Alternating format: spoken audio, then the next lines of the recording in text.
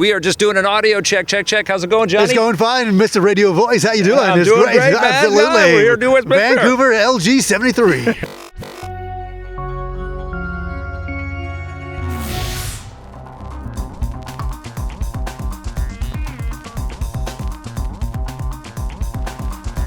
Welcome to my basement, everybody. We've got a very special episode. We are actually out of the basement, and it feels wonderful. You feel that sun on us? It's unbelievable. After 5 months of rain, this is absolutely needed. It really is. It's very nice to be out. Johnny Millenium from the Happy Console Gamer joins me, and we only come together for big special events and occasions, it feels like. I was just saying that we're walking down the road. I'm like, go figure. It's a Nintendo Switch 2 that brings us together again. Yeah. Because we were getting nostalgic thinking about it. Was it this month? This month, 8 years ago. 8 years ago, Yeah. I got together with Vic in his real basement, Yep. and we played the Nintendo Switch for the very first time, did an unboxing, Yep. and it was magical, and I get shivers thinking it's been 8 years already. And what a machine, right? Oh. And back then, we had no idea what the Switch was going to mean. No. It was percolating, and we were thinking about it, especially as we dug into Breath of the Wild, and it became our favorite game, both of our favorite game of all time. I have so many great memories of Yeah. going over to Vic's place and playing it early over there. Yeah. And it honestly, with Ruby, my daughter, watching us play. Yeah, exactly. Yeah. And I reverted to being a child again, Yeah. visiting my friend down the road, Yeah. playing that really, really special game. Yeah. And that's a memory that I'll never forget. I thought it was just unbelievable. And Me too. here we are, Me too. 8 years later, Yeah. hundreds of thousands of games later, but what a machine. And I've gone on record and said it's my favorite console of It is all mine time. too. It is mine too. It is. And you know what? How much of it is attached to those memories? And Yeah. what I always say about the Switch is that it kind of bridged the gap across all generations. It was the first console Nintendo brought out there where their portable games made sense. I was just streaming Donkey Kong 94 on that darn thing, man. It was Yeah. amazing. And so all of these classic games are there. All of these new versions of these classic games like Mario Odyssey and both of the Zelda games, or Echoes of Wisdom was incredible too. Right. Like just all of this great invention on something that came out of the gate and everybody said that's not powerful enough. Yeah, I remember saying that and going, oh, there's a bit of slowdown in Breath of the Wild, but like Breath of the Wild is still a game I look back on. Yeah. I can't believe Nintendo made that game. Still 8 years later, I know. I'm shocked that they made it. Well, An open world game like you've been that. playing Xenoblade Chronicles X on your Switch. Yes. And that's another game where it's like, how is this working? How does this run so well? To be absolutely honest, yeah, you're right. It runs really well. It runs beautifully. I said like almost one of the final games coming out for the Switch life cycle. And I don't want to play that in handheld mode because it looks beautiful on my big TV. It really does. It's right? shocking Yes. how well it looks. And then that kind of brings us to the year 2025. Yeah. And we had a big reveal yesterday, Mm-hmm. and that was finally, we got to see the Switch 2. And there's a lot to talk about. How many videos have you made along the way suggesting that the Switch Pro is coming or the Super Switch is coming? Never. You never did it? No, I try to stay away from rumor videos Yeah. because that's all my channel would be. Yeah. Because that's all it ever is. And if Mother 3 is coming, another rumor for that, no, I can't do it.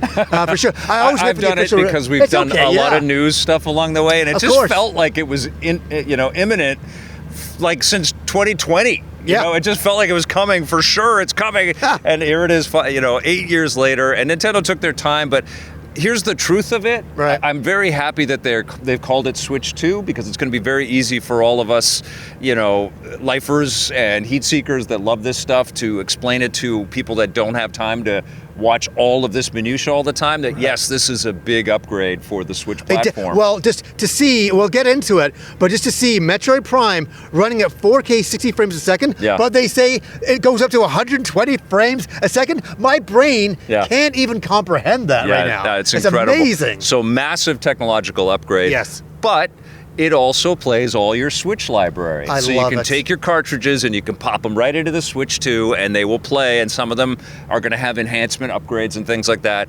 So in terms of it being a console for the people that Nintendo brought in for the first time, and I think there are lots of people that never bought a Nintendo machine before, bought a Switch. They're not losing anything by going to this upgrade whenever they choose to do it. The whole backlog, all the games that they have on the shelf, they can come right into the Switch 2. Yeah. But I'll say something, Vic. Let's talk about something a little controversial to begin with. Okay. Because it's happened all morning. I was watching the Treehouse Live today, showing some, Donkey Kong. Too. I don't want to see too much. I don't want to see too much. Are you in that? Like, I was watching Metro. I'm like, I don't want to watch this. Me too. I'm going to play this. Yeah. They were showing the whole intro. I want to be a kid again, buying a box and playing it, and all that. But I saw the live chat. Yeah. All it was, and I'm talking. I saw it too. Drop the price. Drop the price. Drop the price. Everybody's going on about that. And here's another thing. You're talking about for the normies. Yeah. Kim was talking to one of her best friends who's just a casual video gamer. Yeah. And she was like, yeah, we saw the Switch too. I heard them talking in the other room. Yeah. They were FaceTiming each other. And she's like, yeah, but her friend said, yeah, it's just very expensive. Right. So it's for a lot of people out there, they're going, who are not hardcore. Me and you are like, yeah, I'll sell whatever it takes to get this machine. Yeah. We'll do whatever it takes to play this because we love. I did a video yesterday after we watched all the thing, and I basically, itemized the stupid things I bought in the past. I know. I still have my Laserdisc player. I saw that. Which I'm trying to, what do I have a Laserdisc player for? I have a whole stack of Laserdiscs. That's nostalgic. I'll never look, but I had like 3 mini discs and a Vectrex, and a Virtual Boy, like all these things that.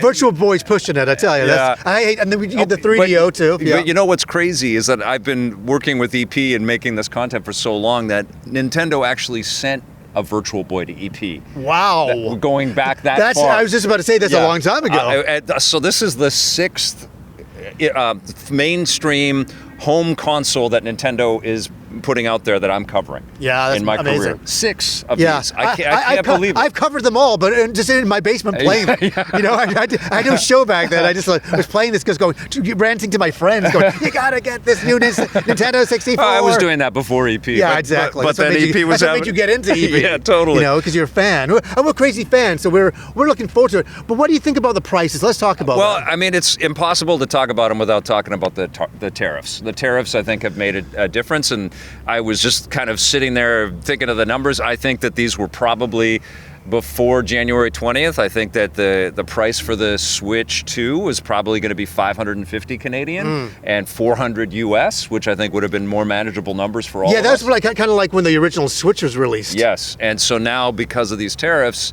Nintendo is a company that makes a profit on the goods that they have, and they treat their products, and this is one of the things that I respect about Nintendo. It's their, I think they have this very cool subscription model, which is a way to bring in general revenue throughout the year from, a bunch of people that love video games out there, millions of us. But that's not their main focus. Their main focus is to build a new game and a new system and to make a profit on it every time.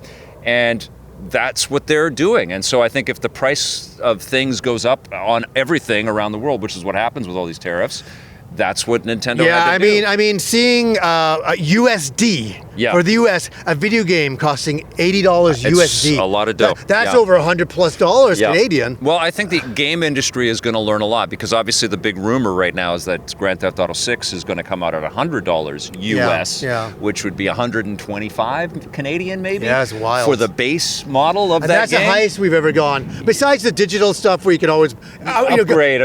Buy this super premium thing for $200. You're like, what? Get the new pants with the the new pants. The new pants with this edition. Oh, it is getting a little silly. So so the price point is high. Whatever's causing it, it's still high. And so people are very kind of going, what? I mean, I did a poll, and just today, this morning, are you planning to buy the Nintendo Switch 2 this year? I saw that. And it's at maybe close to 50-50 right now, which is a shocking thing based on what they showed us, right? I think what's going to happen, and you can chime in on this for sure, that I think they're going to sell out of all the pre-orders. Oh, yeah, for sure. But then it might just kind of slow down a little after that, based on software. Right. And it depends on what their schedule is. I don't think we have a date for Metroid Prime 4 yet. We don't for 4, yes, but we do know that Donkey Kong Kong is in July, and Mario Kart is a launch title, and then there are big third-party games like Street Fighter 6 and some other ones. Elden Ring and all that. Yeah, I don't have the whole collection of them, but there is going to be a nice collection of games that you can play on Switch. And the thing that people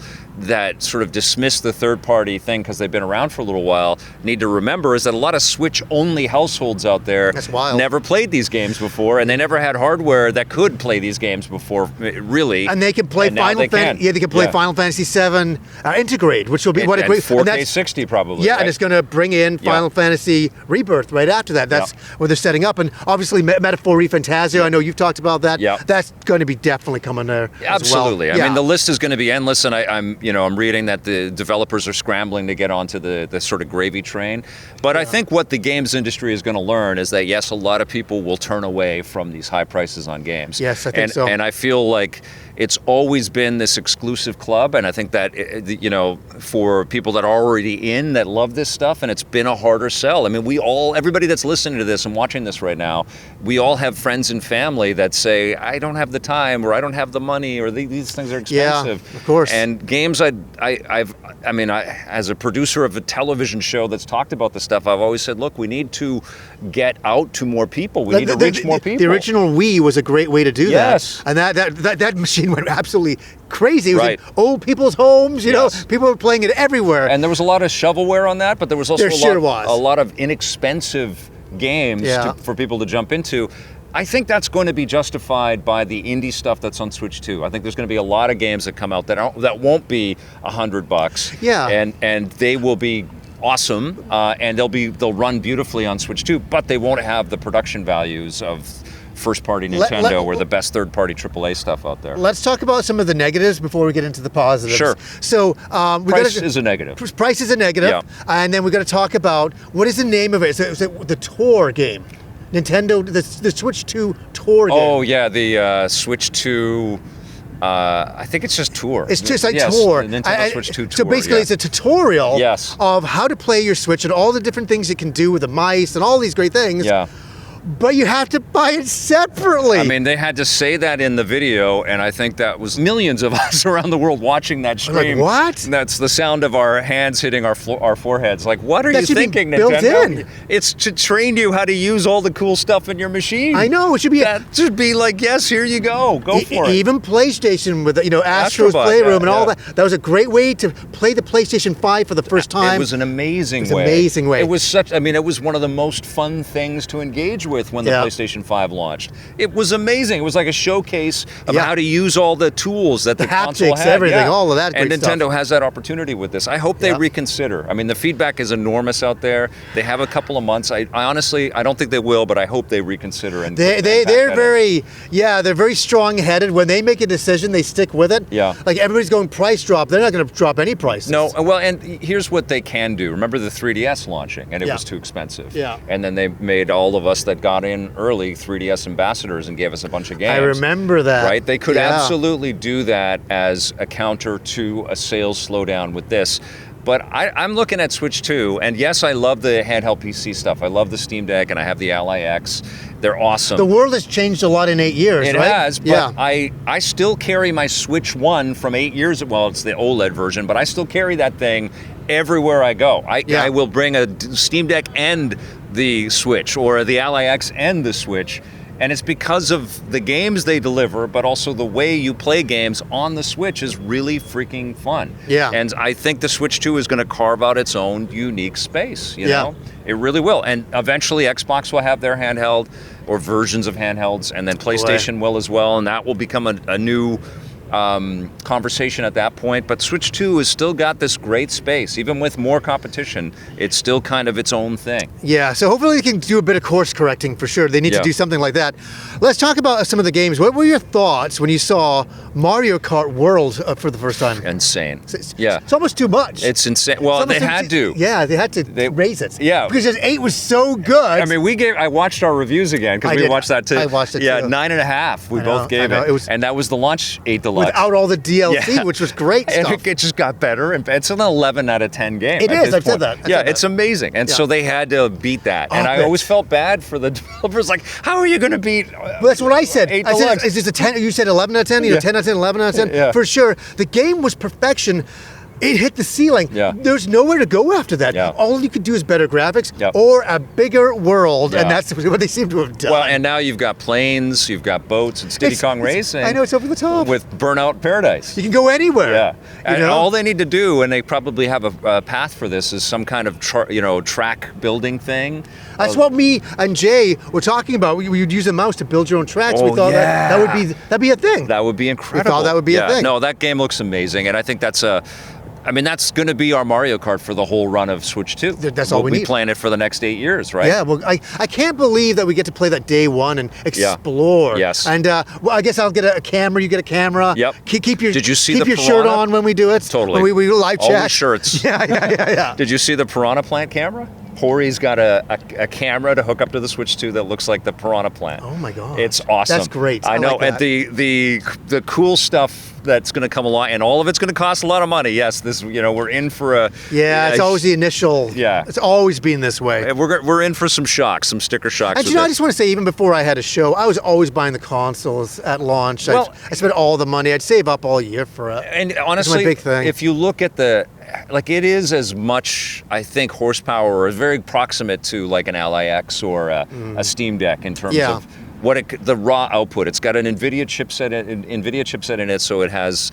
DLSS and ray tracing, and it's got HDR. It sucks that it's not an OLED screen, but that probably would have jacked up another $50 onto the price tag. I know. We'll get that later. You know that. Oh, for sure. And we'll get variations and color themes and all kinds of really cool stuff. The Zelda edition, which is great. I mean, of course it's great. Yeah, we love this stuff. The thing that I've always thought about consoles, this was something that I learned as a kid too. Because I just didn't get caught up in the console war. Because I had every console. Yeah. I liked playing everything. Right. And back then, exclusives were the thing. Yeah. And so if you didn't buy other consoles, you never got to play these incredible experiences. Yeah, I wanted to play everything. Right. And the cost of the console is pricey, but it's like 5 games or something like that. It's the cost of 5 or 6 games, and so there is no way to justify how expensive this hobby is. Like it is an expensive hobby, but it's also the best art for my money that humans make, right? I can speak for me and you, and there's no problem for anybody who does recreational drugs. Yeah. We don't do drugs or anything like that. Yeah. This is our kind of our drug. Yeah. It really is, and we've loved it over the years. It's our escapism, I love it. I truly have a major passion for it. I mean, I'm 51. Yes. Nick is 26 years old. I'm 35 still. Yeah, I was 35. I forgot in the last 10 years, so he's got a bit older. I'm loving that 35. I'm going to stay there. Yeah, forever. 35 forever. There we go.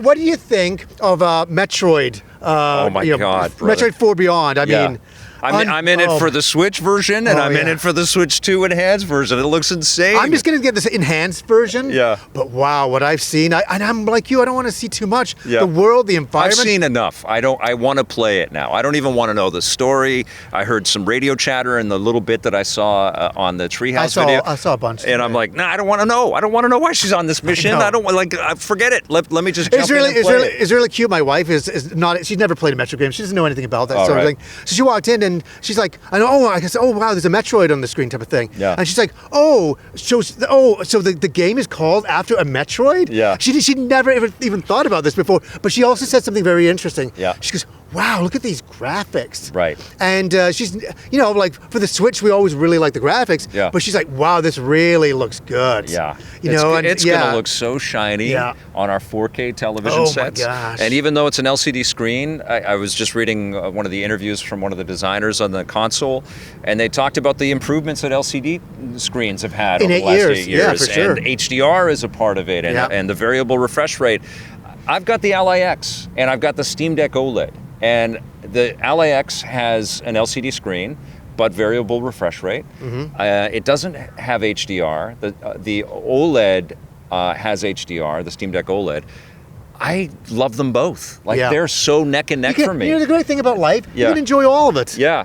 enjoy all of it. I'm not dismayed when I play a game on the LAX. That screen is awesome, and it looks great. And I'm playing games on there all the time, especially indie titles that run at 120 frames per second, and it blows me away. It's incredible. Yeah, for sure. Technology's come a long way, and it's funny where we were at 8 years ago. Now, we got to say that, like, the Switch 2, we see it, and we're like, well, we're not blown away. Because we've already seen that over the last 8 years. It was already a really great design. And so when I see it now, I'm like, okay, I don't have the same wow factor, and that needs to be spoken, that I had back then. Right. The one thing that I do... But even, like, when we saw Switch in video form and stuff, we also didn't have that wow factor because we kind of got a taste of it with the Wii U, right? Like, the Wii U kind of gave us that gamepad, which wasn't the greatest. Right, but when we got it, it was like, this is what it should be. I went to the Toronto event when they had the Switch 1 thing, and they did an amazing job putting that together. And we got hands on time, and I remember talking with a whole bunch of people that were there and put a video together. We were all like, what the? They totally killed it. This is amazing. That had a wow factor back then. But 8 years later, we've been playing this great machine, and so when we see the design, we're like, oh, okay. We know it, And I wonder if there's out there in the world, speaking for other people like you guys, is it the same wow factor there for you? I don't know if the video will do that. I think you have to play it, you have to hold it, you have to see the visuals pop off the screen.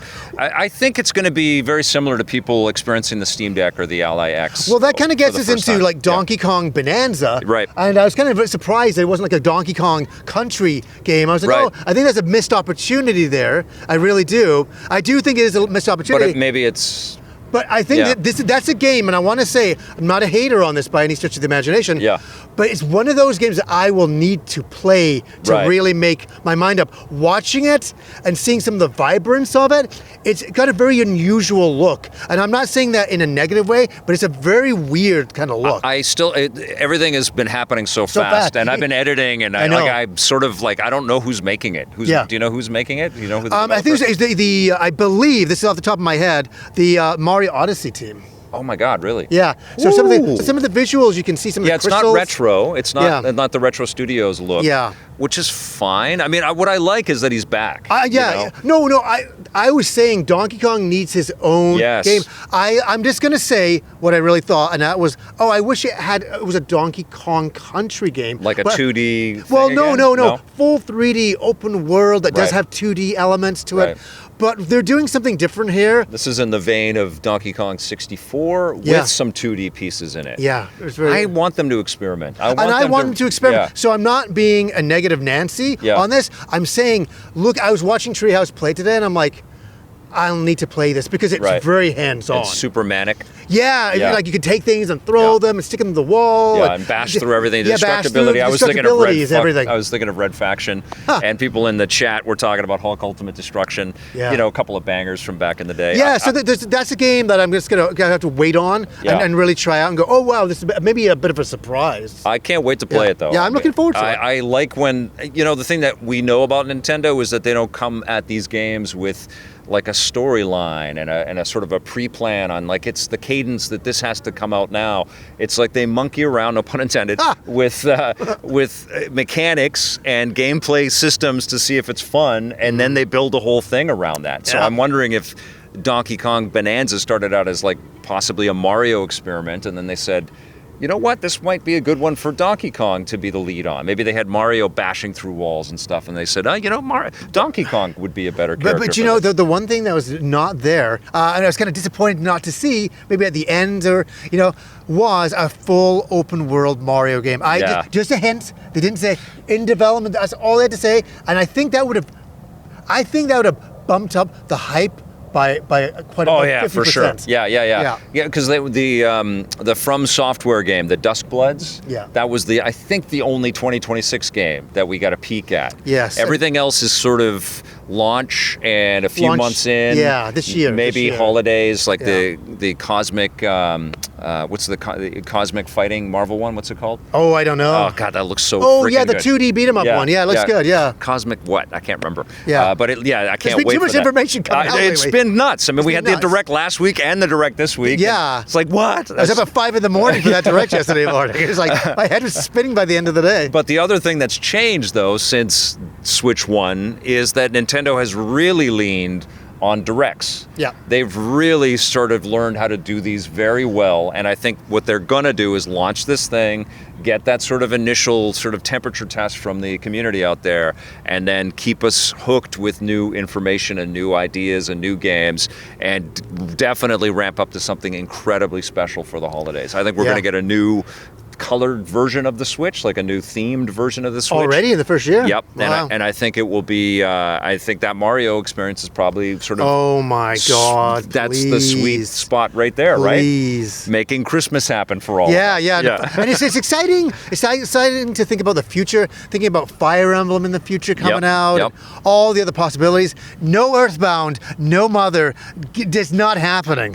It's never happening. I think it might. It's not happening. The tease to this Donkey Kong revival was all of these Donkey Kong games getting released on Nintendo Switch Online, and they've been releasing all the Earthbound games. So I think they might, man. Look at all these quirky title. Like I don't know the names of half of these older games that they're bringing out, and teasing again. And there's fan bases for all of them. Yeah. But they bring them back, and I think that Earthbound is a big brand that has been... it's a big brand, but I don't think it has a mass appeal. And the reason why is they put all the characters in Smash Brothers all over the years. Yeah. And they people not use them? Well, no, people use them. Yeah. But people, they've just never been a mainline game. Right. So there's taking out of all the franchises. Yes, they did that with the originals. Remember with Marth on the GameCube, we're like, I knew what Fire Emblem was, but nobody else knew. And then they finally brought the Fire Emblem games out with Path of Radiance, which is really nice. Yeah. So I'm really, I'm looking forward to that. I think we might get Earthbound 3 on this system. Vic, I would cry. I think if we that might. Came out. It's not going to happen. I mean, they're launching with GameCube, and F-Zero GX is one of the first things. I think that's pointing to... You're talking about the GameCube games on that. That's good. That's amazing. But I think that's pointing to, you know what? We've got an F-Zero coming for you guys. I think so. No. I think so. I think we're going to get a Star Fox. I think I think we might get some awesome, like Wind Waker was also prominently positioned. I think we might get a sequel to Wind Waker. You know, I had other friends of mine talking to me about that. I'm like, really? Yeah. But then again, I just want to say I love Wind Waker, and I wasn't against his new look back then. Yeah. They called it Zelda. Yeah, right. And all that. Yeah, I wasn't against that look. But also, I don't think it did as well as they were hoping back on the GameCube. Yeah.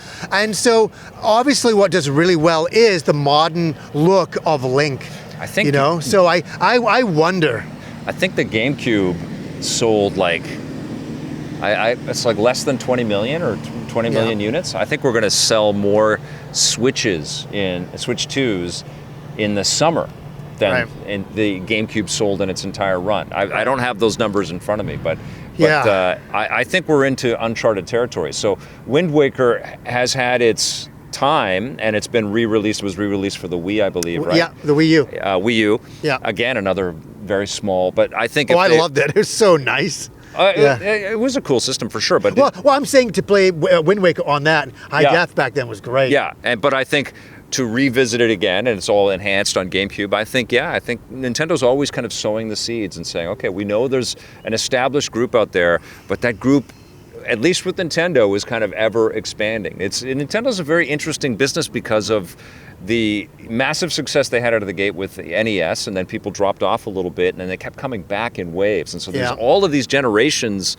of fans out there that dip in, dip out, and come along for the ride, but they have all of this emotional attachment. So much emotion. And Nintendo knows the value of their properties. We were talking about the fact that they price things and they don't go on sale very often. Yeah. Right? They know that people love this, and they know that people will step up to pay for it, and that's all they do. That's the other thing. They don't make movies. Now they're starting. Well, they're doing the Zelda movie, which I'm very nervous about. I don't think they should be doing that in live action. That's trouble. They don't make word processing software. They make games. That's what they do, right? So I don't know. I'm incredibly excited about what this machine's potential is. Me too. Of course. The glass is always half full for me. Yeah. When I never see a brand new game machine, I'm always excited and giving them the benefit of the doubt. I do think there's a few things wrong. The price is a little high. And that tour game should be included. Just include it, and we'll off to the races a little bit more. I think that was a big mistake. Yeah, and I've been screaming about Mario Paint ever since ever since I saw the mouse thing. It's like, then again, put that in there. Vic, remember Switch 1, 2, 3 was also separate. I know. And that was a terrible tech demo. That was just the worst. Yeah. I remember we played it. I know. In his basement 8 years ago, milking an invisible cow. And I'm like, what am I doing with my life? Let's put Breath of the Wild back in. Yeah, let's just go back to the games, the real games. No, and I think that's probably going to happen here. I don't know how successful as a business sort of opportunity this tour app is going to be for the Switch 2. Yeah. But I think they put a hell of a presentation together. They showed off a lot of cool tech, all of the new communication technology, which I know is, other consoles have had for a long time, but we're finally getting a lot of that stuff in there. I liked the idea of putting the camera in and putting ourselves into games. I love that. Even if the frame rates looked a little bit weird on the little mini that's screens. actually a really interesting point, Vic. I wonder how that's going to play out. But I think that stuff just gets enhanced and improved. I'm excited to see what the new eShop looks like and the bandwidth and zipping around inside of the hardware is going to feel like. Yep. But they had excellent third-party games. The fact that Cyberpunk and Elden Ring are coming to this thing. Yeah, for anybody who hasn't played them, they're there. They're going to be there. And it's fun to have them finally on a Nintendo Switch. Yeah. Because then when you think about it, we were marveling in the beginning of the Nintendo Switch that Skyrim could run on this Nintendo Switch. Wow. It was a good port. It was a good port. It was a good port. And Witcher 3 was a good port. And now we're going to see if those ports all get the enhanced treatment. Some extra stuff in there. Yeah, and I think a lot of developers are going to be happy to do that, right? They can probably go to the source code from another version, a PC version or a PlayStation version, and the art assets from that and pop that into the Switch 2. There's a lot that can be done. Yeah, I mean, I think they showed off something incredible, honestly. That was a great presentation, partially because there's so much built-in awareness, and so we didn't have to get caught up to speed, and then all of the enhancements, which are very technologically sort of motivated, and a lot of the stuff that we've seen across the handheld PC space, but in the Nintendo way. And I think the only kind of thing is like realizing that this is like handheld PC pricing. We're edging up close to that, I've got one last nitpick to talk about. Okay. And that is they've shown the cover art for all these games.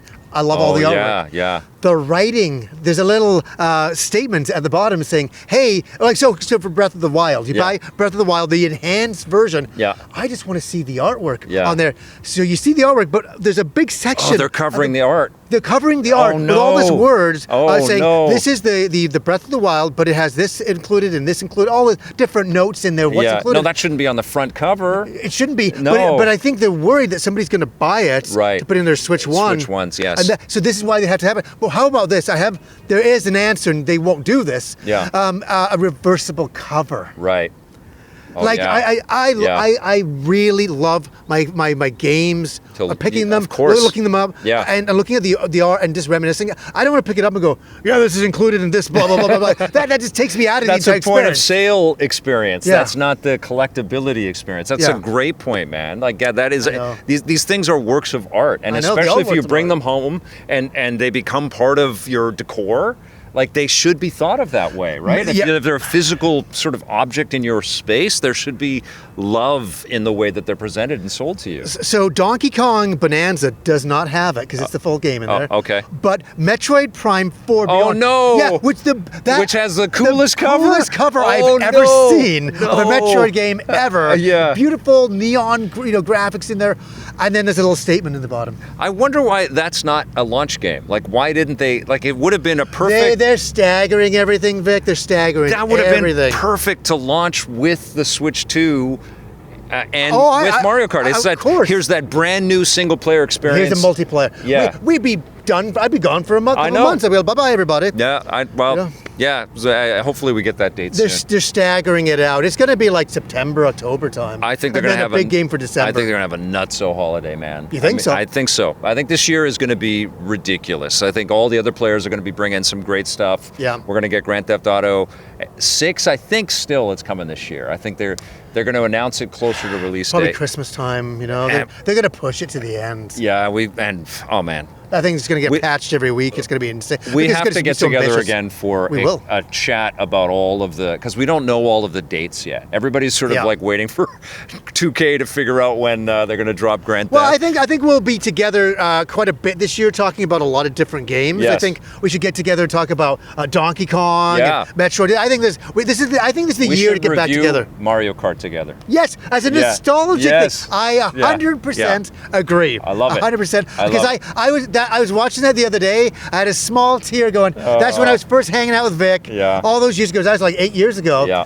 And playing Mario Karts. And we had a big track in the back, which was amazing at Playland here in Vancouver. Yeah. And we were so excited about it. And he was like, give me heck that he beat me in a match. And I'm still mad about it 8 years later. 8 years later, I'm still angry about it. And we still have that same excitement about all of this stuff. It's we do. We're never going to grow up. We're going to play forever. Yeah, me being 51 and Vic being 35 years old. That's right, yeah. It's amazing that our enthusiasm is still here. But I love hanging out with you, Dad. Yeah. It's awesome. Buy more Nintendo games, pay full price, have writing on the covers, and you'll like it. Son, that's the way it is in the year 2025. Oh, my God.